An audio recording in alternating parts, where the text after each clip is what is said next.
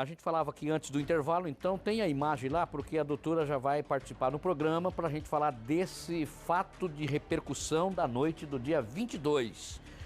Luiz Maurício Mion, né? A doutora já está aqui, a doutora Ana, que é lá do Grupo de Diligência Especial. Na verdade, por se tratar de morte, deveria ser a Delegacia de Homicídios, mas só que aqui tem uma situação diferenciada, porque além da morte, me parece que houve o crime de roubo, e aí latrocínio passa lá para o pessoal do GDE, do Grupo de Diligência Especial. Doutora, boa tarde. Esse foi o fato do pessoal do GDE estar cuidando então desse crime, porque me parece que acabou caracterizando o latrocínio, é isso? Boa tarde. Boa tarde, isso mesmo. Então, no primeiro momento que se tomou contato com o fato, havia dúvida se era realmente um homicídio ou um latrocínio. Mas conforme conseguiu conversar com a vítima, lembrando, uma entrou em óbito no local, certo, e a outra foi alvejada e possibilitou, graças a Deus, ela vive, né? Mas então conseguiram conversar com ela antes dela ir para o hospital. E ela contou a história dizendo que, na verdade, ele deu voz de assalto, não conseguiu subtrair nenhum valor lá de dentro, certo, mas ainda assim era inegável o intuito de roubar e acabou então alvejando as duas vítimas. Teve a vítima, que é o senhor de 53 anos, Luiz Maurício Mion, que faleceu. Isso. E junto na casa tinha um adolescente de 14 anos, um adolescente de 14 anos. Foi baleado, né? Foi atingido. Foi. E ele, há pouco tempo, estava ainda no hospital. É ele que relata, então, que ouviu a voz de assalto por parte dos elementos, né? Isso mesmo. Até há pouco tempo eu conversei com ele e ele disse justamente isso, que eles, a todo momento, esse masculino, ele dava a voz de assalto, não é? E então deixando inegável a tentativa do roubo e que quando se deparou com eles dentro da casa, disparou contra o Mion, que veio a óbito, e contra o menino. Certo. São quantos elementos que participaram dessa ação aí que resultou na morte do Mion, doutora? Então, 3 pessoas, né? Então nós temos a pessoa que levou os 2 para o local, um que ficou do lado de fora e um que efetivamente executou o crime. Os 3 já foram identificados já? Temos a identificação das pessoas envolvidas, né?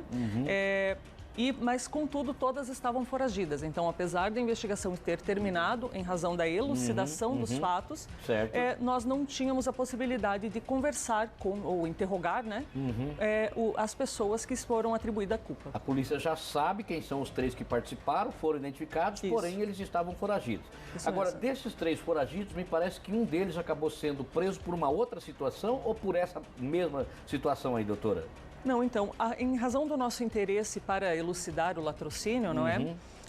Os investigadores do GDE, então, conseguiram ontem lograr êxito em prender um desses autores. Um daqueles 3 lá, Um dos 3. O que, na verdade, né, os nossos indícios apontam ter sido o que executou o crime. O atirador. O atirador. Certo. Só que ele está preso em razão de um mandado por crime de homicídio. De uma outra ocorrência? De uma outra ocorrência, não ligada a essa, tá? De uma situação pretérita. Tá, ele foi preso ontem à tarde, está sendo ouvido, já foi ouvido, a polícia está trabalhando ainda? Não, já fizemos a oitiva dele, claro que ele nega. Nessa segunda situação, né? Afinal de contas, um latrocínio, a pena mínima de 20 anos. Certo. Então, ele negou totalmente o delito. Mas a polícia, tecnicamente, com a investigação, tem como provar o contrário do que ele disse.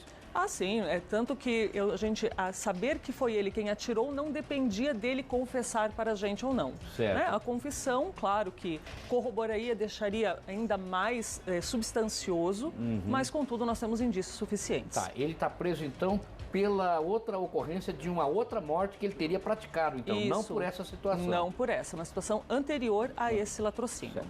Nesse caso aqui, já foi pedido o mandado de prisão dessa segunda situação, doutora? Sim, assim que nós encerramos as investigações, não é? Em razão até mesmo da própria periculosidade dos autores e pela gravidade do crime, nós fizemos o pedido de prisão, contudo, infelizmente, foi indeferido. Tá, e agora, o que acontece? Pede de novo? Como é que funciona? Não, porque agora já está na mão do Ministério Público.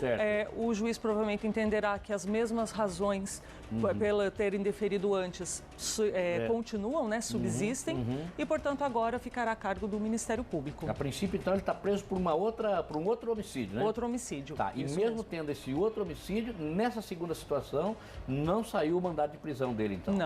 Não, nos foi negado. O Poder Judiciário entendeu que que naquele não teria elementos.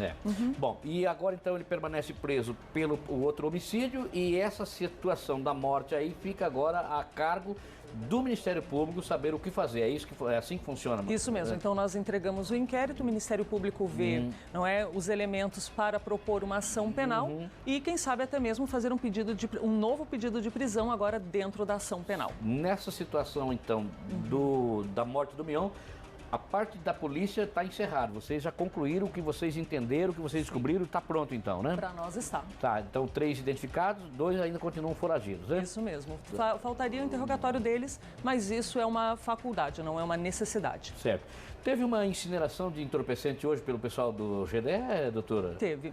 É que regularmente se faz essas incinerações, não é? Temos autorização judicial para poder, então, não ter um acúmulo de entorpecentes apreendido. Sempre quando tem o depósito fica com muito, armazenado com muito produto, isso, tem que dar aí faz a incineração. E aí tira só a prova e o resto vai embora, né? Isso, tudo já foi tirado, na verdade, tudo já tem a contraprova, a prova e a contraprova, e daí o restante vai para a incineração. Tem que ser destruído, né?